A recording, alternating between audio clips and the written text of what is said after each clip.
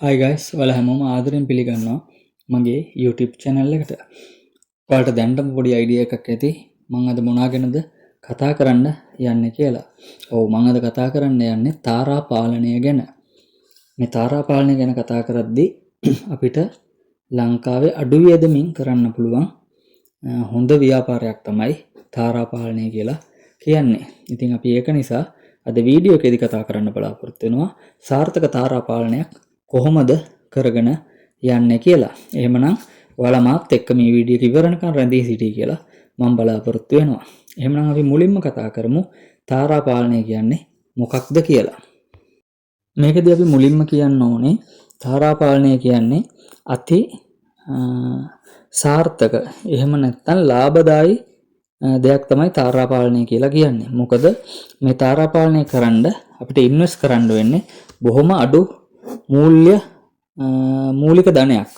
ඒත් එක්කම මේක අපිට තාරා පාලනය විතරක් නෙවෙයි තාරා පාලනෙත් එක්කම තව එහාට විහිදුණු මේක යටතේ කියන්නේ මේකත් එක්කම තව දේවල් අපිට කරන්න පුළුවන් හැකියාව තියෙනවා. ඒක නිසා මේක අති සාර්ථක ලාභදායි බිස්නස් එකක්. ඒකත් එක්කම වියදම් කරන්න වෙන ඉන්වෙස්ට්මන්ට් කරන්න වෙන මුදල හුඟක්ම අඩුයි. ඒක නිසා අපි ලංකාවේ දැනට කරන සත්ව පාලනයෙන් ලාභදායි සත්ව පාලනයක් විදිහට අපිට තාරා පාලනය ගන්න පුළුවන්. එතකොට මේ තාරා පාලනය අපිට ක්‍රම දෙකකට කරන්න පුළුවන්. එකක් තමයි බිත්තර සඳහා, ඊළඟ එක තමයි මස් සඳහා. එතකොට බිත්තර සඳහා අපි තාරා පාලනය කරනවා නම් දැනට ලංකාවේ ඉන්න වර්ග අනුව ඉන්දියන් රණ, කාකි කැම්බල්, වයිට් පිකින් මේ කියන වර්ග තුන අපිට බිත්තර සඳහා ඇති කරන්න පුළුවන්. ඒත් එක්කම අපි මස් සඳහා සාරාවන් ඇති කරනවා නම් මස් කොයි කියන වර්ගය අපිට මස් සඳහා ඇති කිරීමේ හැකියාව දැනට පවතිනවා. ඒකත් එක්කම මේ තාරාවන් ගත්තම ලංකාවේ තියෙන ඕනම පරිසර තත්ත්වයකට ඉක්මනින් හැඩගැයීමේ හැකියාවක් තියෙනවා මේ සත්තුන්ට. ඒක නිසා අපේ ගොවිපළ තුල මෙයාලට නාන්න කරන්න වතුර වලක් එහෙම නැත්නම් පොන්ඩ් එකක් වගේ හදලා මෙයාලට ඉන්න හොඳ කූඩුවක් හදලා දෙනවා නම් ඕනම පරිසර තත්ත්වයක් මත මෙයාලව හදාගන්න එහෙම නැත්නම් බෝ කරගන්න පුළුවන් හැකියාව තියෙනවා. ඒ වගේම ඕනම පරිසර තත්ත්වයකට මෙයාලා ඉක්මනින් හැඩ ගැහෙන සත්තු වර්ගයක් වෙනවා. ඒත් එක්කම මෙයාලගේ ලෙඩ රෝග අතින් ගත්තම මෙයාලට ලෙඩ රෝග හැදෙන ප්‍රවණතාවය හුඟක්ම අඩුයි. මොකද මෙයාලා වතුර ආශ්‍රිත ඉන්න සත්තු වර්ගයක් නිසා මෙයාලට ලෙඩ රෝග හැදීමේ සම්භාව්‍යතාවය 90%කින්ම අඩුයි. ඒක නිසා අපිට මෙයාව ලාභදායී ලෙස හදා ගැනීමේ හැකියාව තියෙනවා. 90%ක් ලෙඩ රෝග අඩුයි වුණාට 10%ක ලෙඩ රෝග හැදීමේ ප්‍රතිශතයක් තියෙනවා. ඒක නිසා හැම වෙලේම Taman තාරාවන් ඇති කරන කූඩුව හොඳ පිරිසිදුව තියෙන්න ඕනේ තෙත ගතිය. මොකද මෙයාලා දවල් දවසම වතුරේ ඉන්න බලන සත්තු జాතියක්. ඒ නිසා රැයට නිදා ගන්න ටිකට තෙත ගතිය අඩු බිමට 10 වගේ දෙයක් දාලා හොඳ තෙත ගතිය අඩු රස්නෙට තියෙන කූඩුවක් මෙයාලට හදලා දෙන්න ඕනේ. එතකොට ওই 10% තියෙන රිස්ක් එකත් අපිට අඩු කරගන්න පුළුවන්.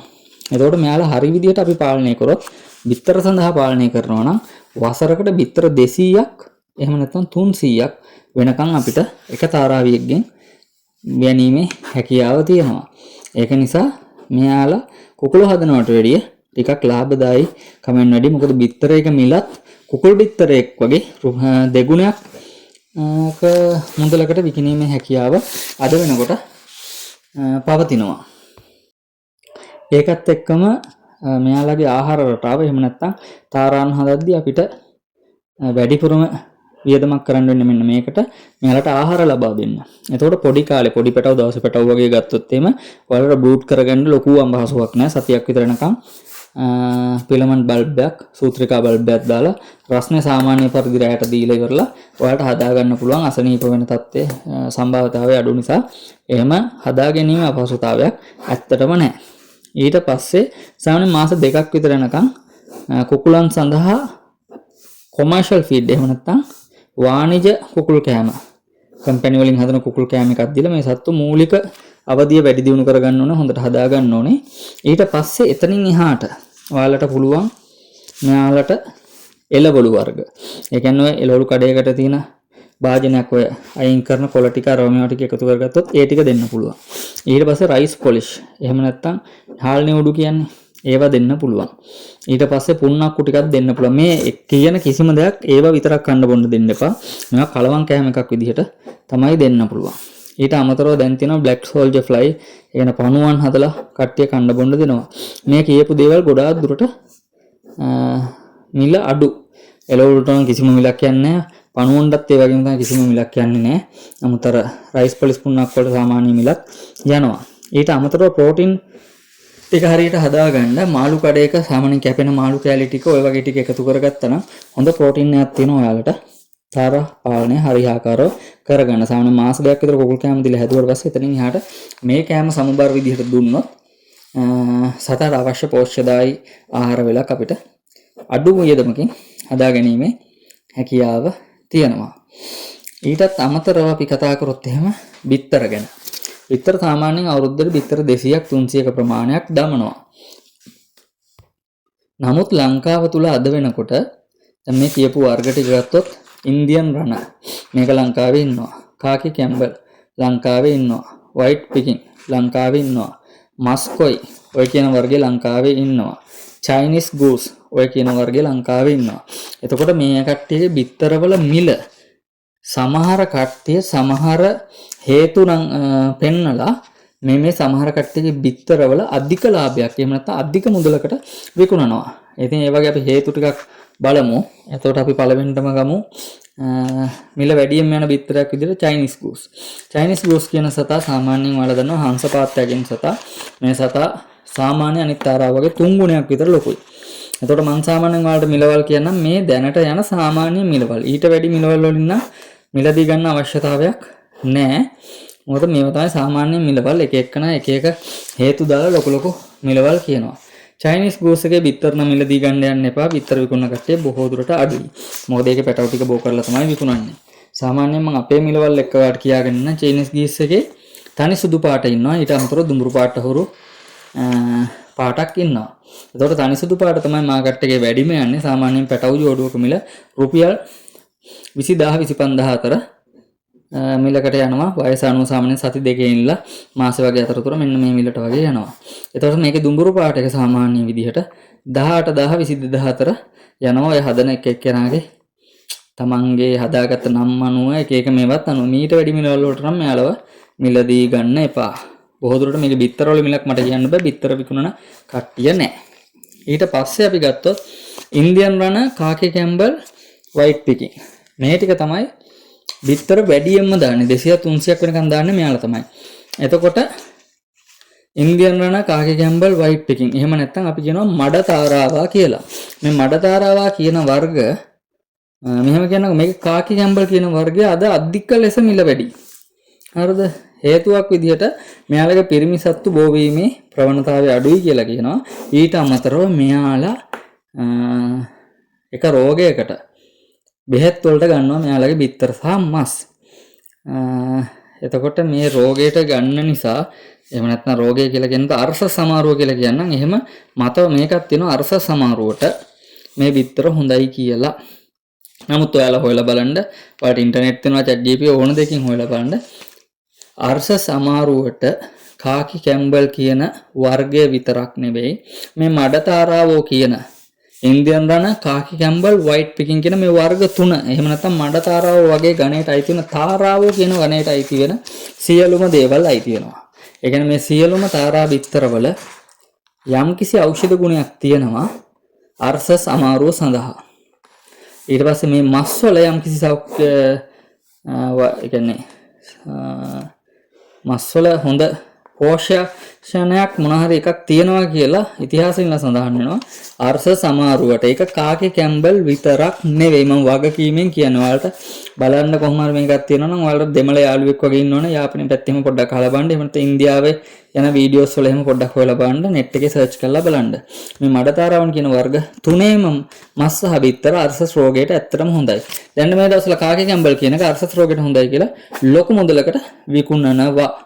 ඔක තමයි දැන් තියෙන තාරා බිත්තරවල යන ලොකුම මිල සහ ඒක අවශ්‍ය නැහැ එහෙම මිලදී ගන්න. සාමාන්‍යයෙන් මේ තාරාවල බිත්තරයක් රුපියල් 150 290 මිලකට අපිට මිලදී ගන්න පුළුවන්. ඒ අතර පැටියෙක් දවසේ පැටියෙක් සාමාන්‍යයෙන් 280 350 අතර අපිට මිලට ගන්න පුළුවන්. මීට වැඩි මිලවල් වලට මේවා යන්න එපා. මේ තුනම අර්ථ සමාරුවට හොඳයි. තාරාවෝ කියන වර්ගයේ අර්ථ සමාරුවට ඇත්තටම හොඳයි කියලා ඉස්සර ඔය ගමේ වෙදකම් එහෙම නැත්නම් ගොඩ වෙදකම් ඔය වගේ මේ වගේ සහ ඉන්දියාවේ තමයි මේක වැඩිපුරම තියෙන්නේ. මේ වගේ දේවල් තියෙනවා. හැබැයි බිත්තරයක් තම්බලා කෑවට මස්ටියක් උයලා කෑවට මේකේ එහෙම බෙනිෆිට් එකක් නැහැ. මේක කන්න ඕන ක්‍රමයක් පවා තියෙනවා. ඒක නිසා එහෙම අවශ්‍යතාවයක් තියෙන කවුරු හරි ඉන්නවනේ ඒ වගේ පොඩ්ඩක් හොයලා බලන්න. ඒකට උපදෙස් දෙන්න තරම් අපිට දැනුමක් නැහැ. නමුත් මේ කියපු දේ ඇත්ත මේ තාරා බිත්තරවල එහෙම ගුණයක් තියෙනවා. මේක කාකි කැම්බල් කියන වර්ගයේ නෙවෙයි. ඉන්දියන් රණ කාකි කැම්බල් වයිට් පිකින් ඇතුළු තාරාවෝ කියන මඩ තාරාවෝ කියන වර්ග හැම එකෙම මේ ගතිය තියෙනවා. ඒකත් එක්කම මස් සඳහා තාරාවන් ඇති කරද්දී මේ උඩින් කියපු වර්ග තුන ඇත්තටම හදලා ලොකු ලාභයක් වලට ගන්න බෑ. මොකද කිලෝ එකත් 1.700ක් වගේ උපරිම බරක් තමයි මේ සත්තු වෙන්නේ. එතකොට මේ වර්ගයේ මස් සඳහා ඔයාට ඇත්තටම සුදුසු නෑ. එතකොට මස් සඳහා හදනවා නම් ඔයාට සුදුසුම වර්ගය වන්නේ මස්කොවි කියන වර්ගය. එතකොට මේකේ බිත්තරයක් සාමාන්‍ය රුපියල් 200ක් 250ක් අතර මිලකට අද මාකට් එකේ ගන්න පුළුවන්. මේකත් ඊට වඩා මිලවල් වලට ගන්න අවශ්‍යතාවයක් නැහැ. ඒ නිසා 200 250 ඇතුළත මේක ගන්න පුළුවන්. ඒතකොට පැටවුන්ගේ මිල නම් චුට්ටක් අනිත් මිලවල් වලට වැඩි මේ සාමාන්‍යයෙන් පැටියෙක්ගේ මිල රුපියල් 450 සිට රුපියල් 600 වෙනකම් යනවා එක එක මාකට් එක අනුව. මාකට් එක අනුව කියන්නේ එක එක දින අනුව. ඒ කියන්නේ සාමාන්‍යයෙන් සමහර දවස්වල මස්කොයි පැටව ලංකාව තුළ හොයාගන්න නැති කාලයකුත් එනවා. සමහර කාලවල එනවා ඕන තරම් පැටව ඉන්න කාලේ. ඒ කාලේට රුපියල් 450ට විතර බහින් සතා නැති කාලේට රුපියල් 600ට විතර නගිනවා. ඉතින් ඔය අනුව තමයි මස්කොයි සත්තුන්ගේ මිල වෙනස් වෙන්නේ. මේකත් දවස් පැටවුන්ගේ මිල තමයි මම මේ කිව්වේ සහ බිත්තරවල මිල. ඒක නිසා මීට වැඩි මිලවල වලට මිලදී ගන්නවා නම් දවස් නෙවෙයි සතිය දෙක වගේ මිලවල වලට මිලදී ගන්න. එතකොට මේ තාරාවන් වර්ගයේ බිත්තරවල සහ පැටවුන්ගේ ඇත්ත මිල ගණන් තමයි මේ ටික දැනට මාකට් එකේ යන මිල ගණන්. එතකොට මේ වීඩියෝ එකේදී මම කතා කරන්න බලාපොරොත්තු වෙන්නේ මේ කාරණා ටික තමයි. මීට වැඩි දේවල් වලට දැනගන්න ඕන නම් මට කමෙන්ට් එකක් දාන්න. මම තව වීඩියෝ එකකින් ඔයාලට තාරාවන් ගැන තව ටිකක් විස්තර අරගෙන එන්නම්. ඒකත් එක්කම මෙතන තියෙන හැම වර්ගයකම මේ කතා කරපු හැම වර්ගයකම පැටව අපි ළඟ ගන්න තියෙනවා. ඔයාලට අවශ්‍ය නම් අපිට කෝල් එකක් දෙන්න. මේ කියපු මිල ගණන් ඇතුළත තමයි අපේ මිල ගණන් තියෙන්නේ. ඒක නිසා අපිට කෝල් එකක් දීලා ඔයාලට අවශ්‍ය පැටව වර්ගය අපිත් එක්ක කතා කරලා ඔයාලට ලබා ගැනීමේ හැකියාව තියෙනවා. ඉන්දියන් රණ කාකි කැම්බල් වයිට් පිකින් ඊට අමතරව මස්කොයි තාරාවන් සහ ගූස් මේ වර්ග ටිකේම පැටවුන් අපි ළඟ ඉන්නවා. ඔයාලා මේ වීඩියෝ එක බලාගෙන යද්දි ඕකේ හිටියේ පැටවු ලොකු සත්තු ඔය වගේ වීඩියෝස් තමයි මේකේ තිබ්බේ බෑග්ග්‍රවුන්ඩ් එකේ ප්ලේ වුනේ. මම ඒක ගැන කිසිම විස්තරයක් කරලා නැහැ. මම ඉදිරියේදී තව වීඩියෝ එකකින් අපේ ළඟ ඉන්න තාරා වර්ග ගැන වෙනම ඔයාලට විස්තරයක් කරන්න බලාපොරොත්තු වෙනවා. අද මම කතා කරේ පොදුවේ තාරා පාලනය ගැන. එහෙනම් මේ වීඩියෝ හොඳයි නම් ලයික් එකක් දාන්න, කමෙන්ට් කරන්න. ඒත් එක්කම මගේ YouTube channel එකත් එක්ක දිගටම රැඳී ඉන්න කියලා මම ඔයාලට ආරාධනා කරනවා. එහෙමනම් මං ගිහිල්ලා එන්නම්.